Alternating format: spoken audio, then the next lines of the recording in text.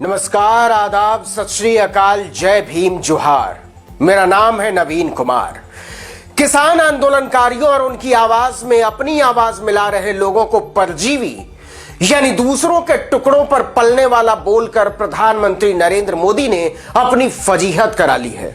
किसानों ने उन्हें ऐसी चुनौती दे डाली है जिसका जवाब देने में बीजेपी के वाचाल प्रवक्ताओं की घिघी बंध गई है। दरअसल मोदी किसी लोकतांत्रिक देश के प्रधानमंत्री की तरह नहीं, रानी विक्टोरिया की तरह व्यवहार कर रहे हैं, रूस के जार की तरह व्यवहार कर रहे हैं, लुईस 16वें की तरह व्यवहार कर रहे हैं।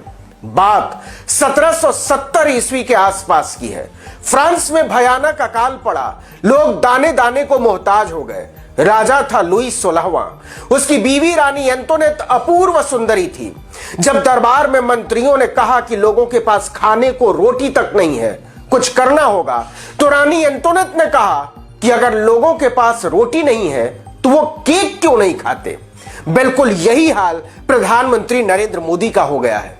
लेकिन किसान अलग मिट्टी के बने हुए हैं। उन्होंने संवाद से लगातार भागने वाले प्रधानमंत्री को बहस के लिए ललकार दिया है कि मोदी जहां चाहें जब चाहें किसानों के साथ 3 कृषि कानूनों पर बहस कर लें।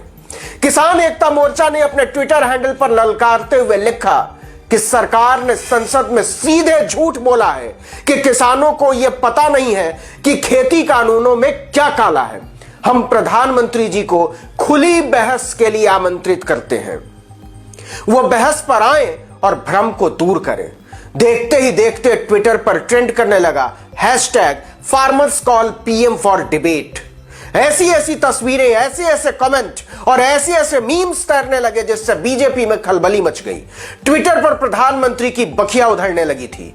उन्हें एक ऐसे जिद्दी, अक्खड़ और अलोकतांत्रिक नेता की तरह पेश किया जाने लगा जो 207 किसानों की मौत के बाद भी अपना अहंकार छोड़ने को राजी नहीं है। एक तस्वीर ऐसी भी सामने आई जिसमें भगत सिंह बेड़ियों में जकड़े हुए हैं और एक बुजुर्ग किसान से बात कर रहे हैं। इसके साथ लिखा हुआ है, मेरे पसंदीदा आंदोलन जीवी। एक तस्वीर भगत सिंह के साथ विनायक सावरकर की भी तैरने लगी। भगत सिंह के ऊपर कैप्शन लिखा हुआ है आंदोलन जीवी और सावरकर के ऊपर कैप्शन लिखा हुआ है माफी जीवी। एक और हैशटैग इसके साथ ही ट्विटर पर बहुत तेजी से फैलने लगा, आंदोलन जीवी हूं, जुमला जीवी नहीं। किसानों और उनके समर्थकों ने प्रधानमंत्री नरेंद्र मोदी की परजीवी जुमलेबाजी की धज्जी उड़ाकर रख दी। लेकिन यक्ष प्रश्न वहीं का वहीं खड़ा है, क्या मोदी किसानों के बहस के आमंत्रण को स्वीकार करेंगे या हमेशा की तरह इससे कन्नी काट लेंगे? इसका भी जवाब ट्विटर पर ही मिलने लगा कि मोदी कभी किसी संवाद में भरोसा नहीं करते, भूल कर भी किसी सवाल जवाब के चक्कर में नहीं पड़ते, कभी कोई प्रेस कॉन्फ्रेंस नहीं करते, संवाद में उनका कोई भरोसा नहीं, कोई यकीन नहीं। वो सिर्फ मन की बात करते हैं, वो भी अपने मन की, किसी और के मन की बात गलती से भी नहीं सुनते। किसान कहते हैं कि आप हमारे भी मन की बात सुनिए, लेकिन जब मोदी ने कही दिया कि आंदोलन जीवी परजीवी होते हैं, दूसरों के टुकड़ों पर पलने वाले, तो उनके सुनने का सवाल ही कहां पैदा होता है। इतना ही नहीं, उन्होंने किसानों को मिल रहे अंतर्राष्ट्रीय समर्थन को फॉरेन डिस्ट्रक्टिव इन्वेस्टमेंट कहा, मतलब विदेशी विध्वंसक विनिवेश। इस पर कोलकाता से छपने वाले मशहूर अखबार द टेलीग्राफ ने पहले पन्ने पर ही बखिया उधेड़ डाली। उसने आंदोलन जीवी परजीवी वाले बयान पर जो हेडलाइन लगाई, उसे देखकर पता नहीं मोदी और उनके मुरीदों के मन पर क्या गुजरी होगी। उसने एफडीआई को फ्यूरर्स डायरेक्ट इन्वेस्टमेंट कहा है। अगर आप गूगल पर फ्यूरर का मतलब खोजेंगे तो पता चलेगा कि यह एक जर्मन शब्द है। मशहूर शब्दकोश ब्रिटानिका के मुताबिक एक नाजी पदवी है ये। इसका इस्तेमाल दुनिया का सबसे बदनाम और बर्बरताना शाह हिटलर अपने लिए करता था, यह साबित करने के लिए कि जर्मनी में उसका कहा हुआ अंतिम है, उसके बाद कुछ नहीं। बात केवल इतनी ही नहीं है, बाहरी आलोचनाओं की ही नहीं है। मोदी एक ऐसे नेता की तरह स्थापित होते जा रहे हैं जो कभी अपनी बात पर कायम नहीं रहते। गुजरात में जब वो मुख्यमंत्री थे तो कुछ बोलते थे, दिल्ली आए तो कुछ बोलते हैं, जब प्रधानमंत्री नहीं थे तो चीन पर वो पता नहीं क्या क्या बोलते थे। लेकिन 20 सैनिकों की शहादत हो गई, अरुणाचल में चीन ने पूरा गांव बसा लिया तो चीन का नाम लेने तक से वो कतराते हैं।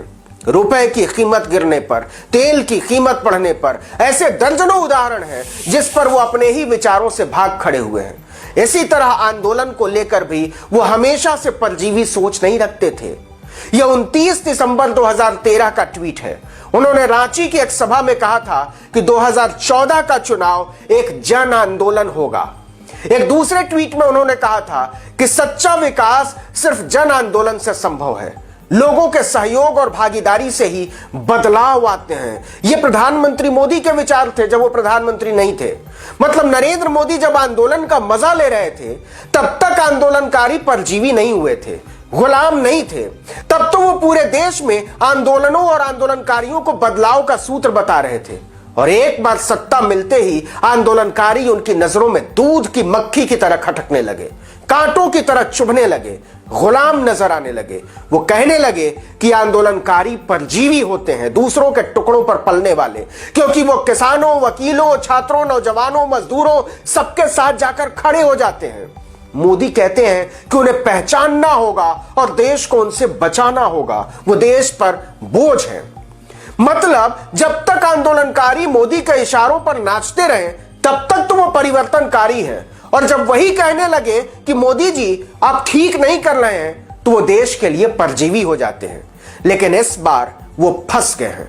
किसान कह रहा है कि चलिए मोदी जी समझदारी पर बहस कर लेते हैं, हम तो अनपढ़ लोग हैं और आप ठहरे एंटायर पॉलिटिकल साइंस के मास्टर। तो एक बार देश की जनता भी देख ही ले, हम सही या आप। इसी के साथ मांग उठी कि इस बहस का सीधा प्रसारण हो, लाइव टेलीकास्ट। लोगों को अंदेशा है कि अगर ऐसा नहीं हुआ तो जहां जहां वो फंसेंगे वहां वहां टीवी वाले मोदी जी भी एडिट करके उस हिस्से को हटा देंगे। तो क्या मोदी इस चुनौती को स्वीकार करेंगे?